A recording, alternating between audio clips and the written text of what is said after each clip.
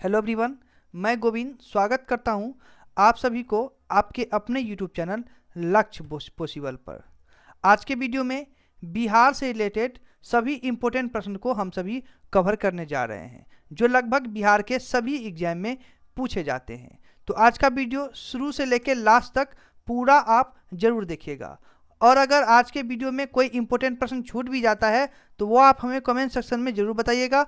मैं अगला वीडियो बना के उस प्रश्न को ज़रूर ही कवर करूँगा। तो आइए स्टार्ट करते हैं। आज का पहला प्रश्न है कि बिहार का विभाजन किस वर्ष हुआ था। सभी प्रश्न को अच्छे से देखिएगा और याद करते चले जाइएगा। तो बिहार का विभाजन किस वर्ष हुआ था? तो 15 नवंबर 2000 को बिहार का विभाजन हुआ था। अगला है कि क्षेत्रफल की दृष्टि से बिहार का देश में कौन सा स्थान है। तो याद रखिएगा आप सभी कि क्षेत्रफल की दृष्टि से जो है बिहार का देश में 12वां स्थान है। अच्छे से देख लीजिएगा इस प्रश्न को, काफ़ी ज़्यादा इंपॉर्टेंट प्रश्न है। ये प्रश्न कई बार एग्जाम में आ चुका है। अगला प्रश्न है कि बिहार का क्षेत्रफल कितना है। तो बिहार का क्षेत्रफल जो है वो 94,163 वर्ग किलोमीटर है। इसको भी अच्छे से देख लीजिएगा। सभी प्रश्न इंपॉर्टेंट है, एक भी प्रश्न को आप नहीं छोड़िएगा। हो सके तो वीडियो को 1 बार 2 बार 3 बार रिपीट करके देखिएगा तो सभी प्रश्न आपको याद ही हो जाएंगे। अगला प्रश्न है कि पूरब से पश्चिम बिहार की लंबाई कितनी है। तो याद रखिएगा पूरब से पश्चिम बिहार की लंबाई जो है वो 483 किलोमीटर है। और ये भी इंपॉर्टेंट प्रश्न है कि बिहार की राजभाषा क्या है। तो ये लमसम सभी को मालूम होगा कि बिहार की राजभाषा हिंदी है, और ये इंपॉर्टेंट प्रश्न है। अगला प्रश्न है कि बिहार की वर्तमान राजधानी कौन सी है। तो ये भी सभी को मालूम होगा कि बिहार की वर्तमान राजधानी कौन सी है। तो पटना। अगला प्रश्न है कि बिहार में गांवों की संख्या कितनी है। तो बिहार में जो है वो गांवों की संख्या कितनी है। तो 44,874 बिहार के गांवों की संख्या है। अच्छे से देख लीजिएगा सभी प्रश्न को। आइए अगला प्रश्न देखते हैं। अगला प्रश्न है कि वर्तमान में बिहार में विधानसभा सदस्यों की संख्या कितनी है। तो वर्तमान में जो है वो बिहार में विधानसभा सदस्यों की संख्या 242 है। देख लीजिएगा इसको। अगर आपके पास नोटबुक है तो सभी प्रश्न को आप नोट करते हुए चले जाइएगा। अगला प्रश्न है कि वर्तमान में बिहार विधान परिषद सदस्यों की संख्या कितनी है। प्रश्न को थोड़ा अच्छे से पढ़िए। कह रहा है कि वर्तमान में बिहार विधान परिषद सदस्यों की संख्या कितनी है। तो 75 है। अगला है कि वर्तमान में चयनित लोकसभा सदस्यों की संख्या कितनी है। तो वर्तमान में चयनित लोकसभा सदस्यों की संख्या कितनी है। तो 40 है। ये भी इंपॉर्टेंट प्रश्न है, ये भी कई बार एग्जाम में आ चुका है। तो इस प्रश्न को भी आप लोग अच्छे से देखिएगा। अगला है कि बिहार में प्रमंडलों की संख्या कितनी है। तो बिहार में प्रमंडलों की संख्या 9 है। आगे है कि बिहार का क्षेत्रफल कुल कितने किलोमीटर में फैला है। तो बिहार का जो क्षेत्रफल है वो 94,163 वर्ग किलोमीटर में फैला है। इसको देख लीजिएगा आप सभी प्रश्न को याद करते हुए चले जाइएगा। अगर एक बार में न याद हो तो दोबारा वीडियो देखिएगा, तिबारा वीडियो देखिएगा, लेकिन इसको अच्छे से याद ही कर लीजिएगा आप सभी प्रश्न बहुत ज़्यादा इंपॉर्टेंट है। अगला है कि बिहार का क्षेत्रफल भारत के कुल भूभाग का कितना प्रतिशत है। यानी बिहार का जो क्षेत्रफल है वो भारत के कुल भूभाग का कितना प्रतिशत है। तो ये जो है 86% है।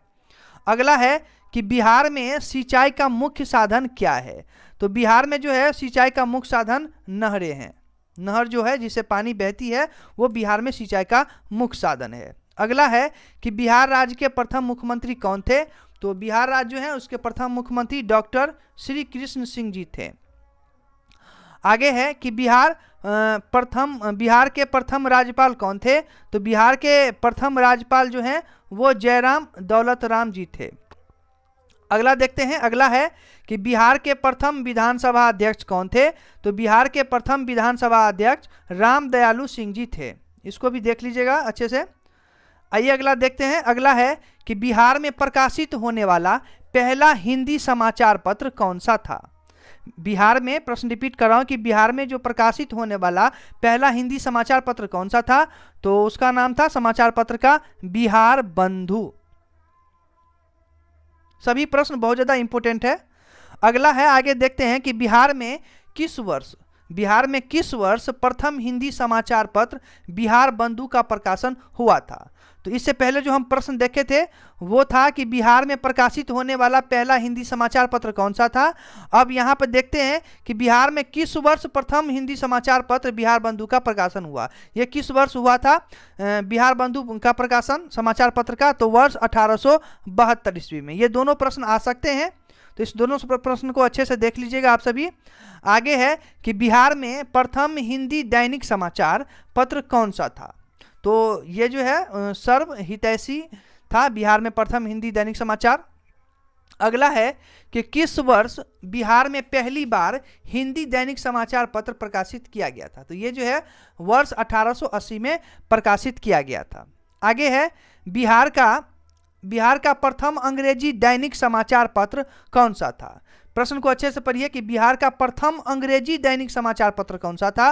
तो ये बिहार हेराल्ड इसका नाम था समाचार पत्र का। आगे है कि बिहार हेराल्ड समाचार पत्र का प्रकाशन किस वर्ष किया गया था। तो ये जो है वर्ष 1875 ईस्वी में बिहार हेराल्ड समाचार पत्र का प्रकाशन किया गया था। आगे है बिहार में देव मंदिर कहाँ पर स्थित है। यह भी इंपॉर्टेंट प्रश्न है, कई बार एग्जाम में आ चुका है। बिहार के कोई भी एग्जाम है तो इसके लिए सारे प्रश्न इंपॉर्टेंट है, और ये प्रश्न काफ़ी बार आ चुका है कि बिहार में देव मंदिर कहाँ स्थित है। तो ये जो है औरंगाबाद में स्थित है। अगला है कि बिहार में किस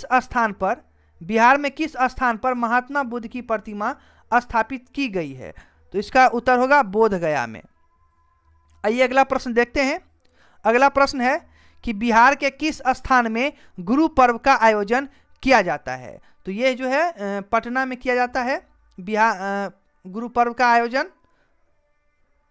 अगला है कि बिहार की सबसे ऊंची पहाड़ी सोमेश्वर की ऊंचाई कितनी है। सभी प्रश्न को अच्छे से देखिएगा और इस प्रश्न को भी अच्छे से देखिए कि बिहार की सबसे ऊंची पहाड़ी सोमेश्वर की ऊंचाई कितनी है।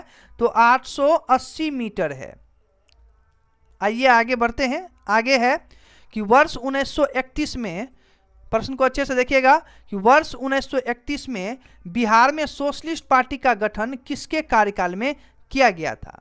प्रश्न एक बार फिर से रिपीट कर रहा हूं कि वर्ष 1931 में बिहार में सोशलिस्ट पार्टी का गठन किसके कार्यकाल में किया गया था। तो इसका उत्तर होगा लोकनायक जयप्रकाश नारायण कार्यकाल में किया गया था। आइए अगला देखते हैं। अगला है कि बिहार विधानसभा परिषद के प्रथम सभापति कौन थे। तो इसका उत्तर होगा राजीव रंजन प्रसाद। बिहार विधानसभा परिषद के प्रथम सभापति राजीव रंजन प्रसाद जी थे। अगला है 30 नंबर का कि बिहार के प्रथम न्यायाधीश कौन थे। तो बिहार के प्रथम न्यायाधीश कौन थे। तो सर एडवर्ड देश चैम्पर्स चामियार। देख लीजिएगा, इसको अच्छे से पढ़ लीजिएगा। अगर आपके पास नोटबुक है तो उसको नोट भी करते चले जाइएगा। अगर आप कहिएगा तो आपको मैं PDF फाइल भी इसका प्रोवाइड करवा दूंगा। आप कमेंट सेक्शन में अगर आप लोग को PDF फाइल चाहिए तो आप कमेंट सेक्शन में जरूरी है, मैं बताइएगा, आपको PDF फाइल मिल जाएगी। अगला है कि बिहार के प्रथम राज्यपाल कौन थे। तो बिहार के प्रथम राज्यपाल जयराम दास दौलत राम जी थे। आगे है कि बिहार के प्रथम मुस्लिम मुख्यमंत्री कौन थे। तो बिहार के प्रथम मुस्लिम मुख्यमंत्री कौन थे। तो अब्दुल गफूर। इसको देख लीजिएगा। आगे है कि बिहार के प्रथम हरिजन मुख्यमंत्री कौन थे। बिहार के प्रथम हरिजन मुख्यमंत्री कौन थे। तो भील पासवान शास्त्री जी। आगे है कि बिहार के प्रथम व्यक्ति जिन्होंने अशोक चक्र प्राप्त किया था। बिहार के प्रथम व्यक्ति जिन्होंने अशोक चक्र प्राप्त किया था तो उसका नाम था रणधीर वर्मा। आगे है कि बिहार में किस वर्ष प्रथम चीनी मिल लगाई गई थी। तो वर्ष 1904 ईस्वी में प्रथम चीनी मिल लगाई गई थी। इसको भी देख लीजिएगा। अगला है कि बिहार के किस स्थान पर पहली चीनी मिल स्थापित की गई थी। इस प्रश्न को भी देख लीजिएगा और इसको भी देख लीजिएगा, दोनों में अंतर है। ये है कि बिहार में किस वर्ष प्रथम चीनी मिल लगाई गई थी, और ये है बिहार के किस स्थान पर पहली चीनी मिल स्थापित की गई थी। तो ये मढ़ौरा में की गई थी, और कौन से ईस्वी में। तो 1904 ईस्वी में। अगला है कि बिहार का प्रथम तेल शोधक कारखाना कौन सा था। तो इसका राइट आंसर होगा बरौली रिफाइनरी। देख लीजिएगा। और बिहार का प्रथम दूरदर्शन प्रसारण केंद्र कहाँ अवस्थित है, तो ये आपको मुजफ्फरनगर में है बिहार का प्रथम दूरदर्शन प्रसारण केंद्र।